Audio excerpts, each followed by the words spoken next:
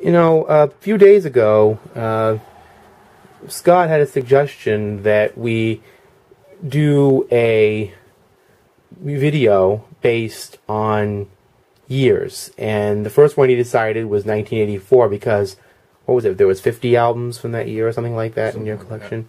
Looking on Wikipedia, and you know, a lot of people moan these days about, we've seen a lot of YouTube videos together about, the accessibility of music and information kind of ruining the art form. But, I got to tell you, in terms of cataloging, it is absolutely amazing and a huge help. And it certainly helped in this video. I mean, it's a hot day, so it's kind of been hard to collect, obviously, everything. But we've got a good stack of albums here from 1984. And the first one we're starting off with is Willie Nelson, City of New Orleans. I had it on CD. You had 2 on vinyl and gave 1 to me. And right. There's some special things about this album you were just talking to me about, actually. Yeah, we're just looking at the song titles that are on here. Of course, City of New Orleans was the song that he released off here. It was a hit in the country pop charts. But as looking through this, we see that there's a cover of Michael Jackson's She's Out of My Life. Yeah, I was listening to a cover of that song the other day. It was actually an instrumental version. I can't remember who did it, but... So anyway, what was the other song? Wind Beneath My Wings? Wind Beneath My Wings. Yeah. Bette Midler. And obviously with Always on My Mind, Willie Nelson, we know he does amazing interpretations, so. And Please Come to Boston. That was another cover version that's on here. Yeah, he was going through a big interpretive phase in the early to mid 80s in particular, so this was just part of that for Willie Nelson. And here we have David Bowie. David Bowie. Yeah, this is the album Tonight. If I remember, this had a single on it called Blue Jean. Blue Jean. And there was a song called Loving the Alien, too. Now, this album, where did you ever get this? This, I don't remember. I probably got it up here in Bangor at some point. I always love this album. It was a follow-up to Let's Dance. It's a little more uniform, there's more of a flow to it. Let's Dance, obviously doesn't sound like China Girl or anything like that, but this album is more of a uniform flow. This is this last studio album for a little while. Didn't come out until '87. Scorpions, yeah. Love at First Sting. Rock You Like a Hurricane, Rock You Like a Hurricane. The big air show song. The one that everybody has at air shows, apparently. How did you come across this one? I got this at a yard sale long time ago. Was it after it came out? Yeah. Oh yeah. It was years after it came out. Yeah. That's the only real Scorpion song I know. But, yeah, when I saw that on this album, I said, okay, that's the one that has that Rock You Like a Hurricane song also, on it. Big City Nights was another one. And I believe Still Loving You was also a hit off this album as well. During this time, I was really going through this kind of music phase. I liked a lot of the harder stuff. Yes, picture disc. Scott actually gave me a copy of this one too. He somehow got a copy of it, and this is another version, the Make It Big special edition picture disc. There's George Michael, R.I.P. Andrew Ridgeley. There's the 2 in the back again.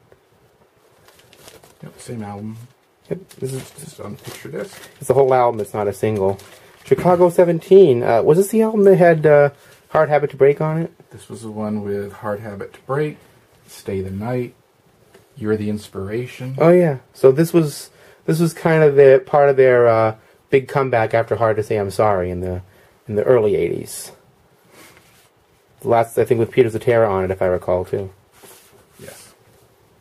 Laura Branigan. Self-Control. Yeah, I always loved that song by her. Yep. Did you get this when it came out, or? Yes. I believe I got this at Laverdier's, which doesn't exist anymore. Yeah. I remember their Halloween commercials they always ran every year. Laverdier's was a local pharmacy / drugstore, I guess you could call it. They had a lot of other things there, too, in the 70s and 80s, and a little bit in the 90s, I believe. But they had albums as well in those days, so... Yep. Laura Branigan was one of my favorite female singers from the 80s. Oh, yeah, definitely me, too. That's I actually had all her early albums on vinyl at one point, and now I have them all between CD and and vinyl and so on and so forth. Heartbeat City. You gave me a copy of this, and your copy is sealed. Never opened. Wow, and it's probably an original copy, too. It is an original copy. Not a record, or not a record club. It is an actual, real original copy. Actually, it is a record club. Check this out. Oh, it's Columbia House. Columbia House. Okay. Yeah, you know, Drive. You might think Hello Again. Just the big... Now, this was serious metal. So this was like a big, big metal thing for you. This was, in its time, this band was out there. More so than Metallica, you think? Beyond Metallica. This band was beyond them. I won't go into the song titles, but I Want to Be Somebody was the song that was on this. That was the big hit for them. That's what broke them. Yeah, I can see. And, yeah. I can see from the song titles, "The Torture Never Stops," "Tormentor." Yeah, these. This stuff sounds pretty heavy-handed. Yeah, they were. So this was harder edged for. This was very hard edged, yes. Especially for that time. Howard Jones. There's a really weird story behind me and Howard Jones that I don't get. My mom said to me one day she had this dream that this was several years ago, that I was at a shopping mall and she couldn't find me. And when she did, I was accepting an award from Howard Jones. And I never heard her mention him. I just thought it was hilarious. But Human Lib was his big album. What Is Love was on here, the big one at the time. There was some other ones, too. Yeah, I'm working at getting all of his stuff. Yeah. I've got a pretty good Howard Jones collection. Yeah, I know. I think you have the 86 one because you gave me a copy of that. And some 12-inchers.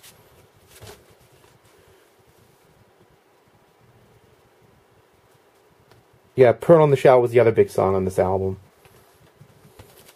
And Talk Talk, It's My Life. I take it you have a story behind this album. I mean, as far as you, it's a Greg album. Yeah, but this was one of my Greg albums that he gave me when he moved away. He gave me his whole collection. Yeah, this was, I think, their second album and a big breakthrough for them. I don't remember what the big hit on this was. It's My Life. Yep. Yeah, that's right. Big hit. That was the title song. You know, I think... they're one of those bands that had a song titled after the band. Yeah, they had that song, Talk Talk. Song, Talk Talk, which I believe I have that album as well.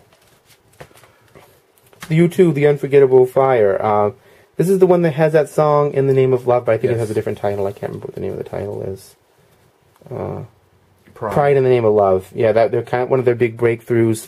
You know, Sunday Bloody Sunday. This was the first thing they did with Brian Eno and Daniel Lanois. The same group, I believe, that did the Joshua Tree, which is, I think, their next album after this, right? Yes, I have like 3 copies of this. Yeah, and I ended up getting one. So this album has gone through a lot in this collection. We had a hard time finding the Joshua Tree, didn't we? I had to get it for your birthday. Yeah, Joshua Tree was difficult to find. 30th anniversary of Joshua Tree, but that's The Unforgettable Fire. Autograph, Sign In Please. This is another one of those 80s hair bands. I learned about them on MTV. MTV pushed their video hard. It was on basically once an hour. So there was heavy rotation. Yeah. And, you know, in the day, you know, if you had heavy rotation on MTV, you were big. And it was Turn Up the Radio. And the song was still a classic. Love the song to this day. That's great. Unfortunately, they didn't have any more hits after that. So they were kind of a one-hit wonder hair metal group? One hit. Yeah, they weren't exactly Motley Crue, you know. They didn't have that longevity. I think even Europe had another hit. Okay, we have Thomas Dolby, The Flat Earth, one of my favorite albums, with a hype sticker. Mm-hmm. And the original purchase sticker is still on here. And, yep, it's, I don't know what store it was from. That looks like a Welby Drug sticker. Ah.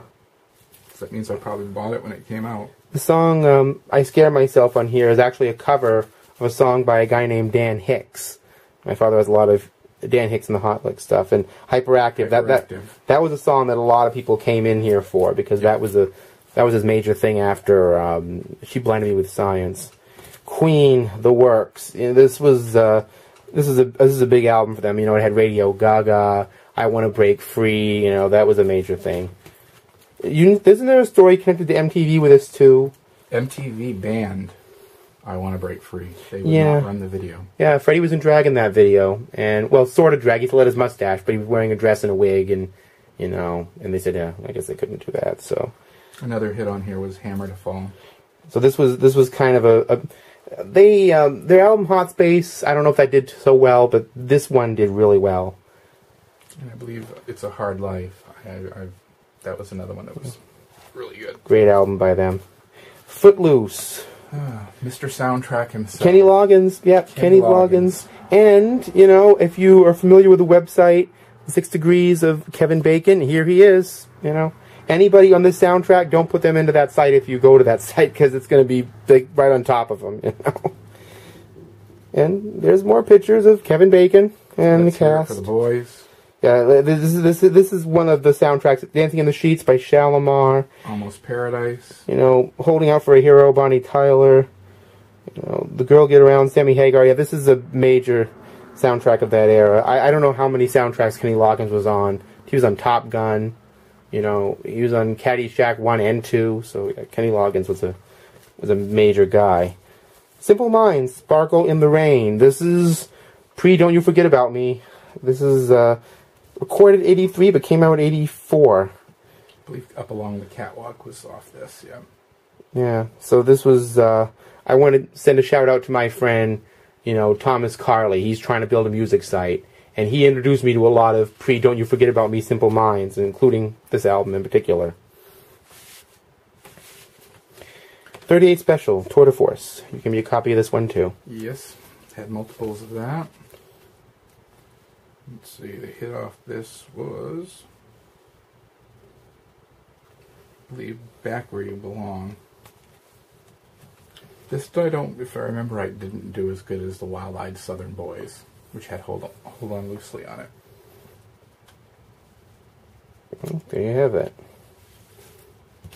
Armored Saint. Armored Saints. I never heard of this group until tonight. This is another one of those 80s metal bands that I get into. Were they one of the really hard ones or more of a hair metal group? They were more of a hair metal band. Yeah, I can definitely see they're trying to emphasize how much hair they have on the back of it. Mm-hmm. And they've even got a Knight in Shining Armor who has a frill on the back that looks almost like hair, so they're really into the frilly hair stuff. So, Chrysalis label? Yes. Tina Marie, Star Child, I actually got this for you. Yes, you did. This is the one that has Lover Girl on it. Yes, it does. I actually sat and listened to this whole album the other day. It's an amazing album. I think this also has My Dear Mr. Gay, and you know what I love about that is in the middle of that song she actually starts playing Mercy Mercy Me. You know, I mean, Tina Marie, great multi-instrumentalist, R.I.P. She's been gone, I think, for about 7 years now. Hard to believe. Died from concussion from a painting landing in her head in a room. That was a weird way to go. But Tina Marie, Star Child, great album. Rockwell, I actually have a copy of this album. There's a plane going over. I don't know if you can hear it, but anyway. Yes, I live in about half with it. Yeah, so do I. Fly right over. It would be the airport, but here's Rockwell, Somebody Watching Me. I have this album. Actually, it's a really interesting album, really interesting satirical album. There's a great song I love on this called Foreign Country, too. You know, I mean, I didn't realize how strong and satirical this album would be. I only knew the cut because Michael Jackson was on it. And he was Berry Gordy's son, I believe, Kennedy Gordy. And he changed his name so there wouldn't be nepotism. And a cover. Yeah, he covered Taxman. There seems to be a socioeconomic kind of satire on that album all the way through. Can you give me another copy of that? You certainly can't have an 84 collection. With, you know, Van Halen. Van Halen, 1984. Yep, because this is Jump, Hot for Teacher, and Panama, you know, that, and this is the last one for a long time with Diamond Dave on it, before Sammy Hagar came into the group. This was not a major breakthrough for them necessarily, but a huge album for them. They got them their first #1 song. Yep, and that was the only one I believe they had with synthesizers at that point. So. Yep, they did not use synthesizers. And we just got this today. Into the Gap, Thompson Twins. You know, it's got Dr. Doctor, it's got, you know, Hold Me Now. I don't know what the other hit song on this one is. This was a big album for them. Yep, this was one of my favorites of theirs. I like how they have that middle, like, topographical map, but it's actually their heads. The cute little thing on the back. Yep. So those are just some of the albums of 1984 that we're dealing with, but we're going to be coming back for more. So, you know, we'll probably do other years too. I know I'm going to be doing other years. And I may do a 1984 one of my own now that I think about it, but, you know, because that was the big year. And I think, would you say 1984 was like the last big year they really pushed vinyl? It seems like 85 you started to see tapes and CDs a little bit more. CDs started coming out, because I have a lot of these on CD. Right, yeah, so 84, I think, Purple Rain, which you don't have, was the last big vinyl mover, because, you know, it had the flowers on it, and you open it up and had that picture of Prince on it. I think there was a poster, so that was kind of a big deal. But anyway, here's some of 1984, and until next time, Scott and I say, enjoy your music, and peace. Peace.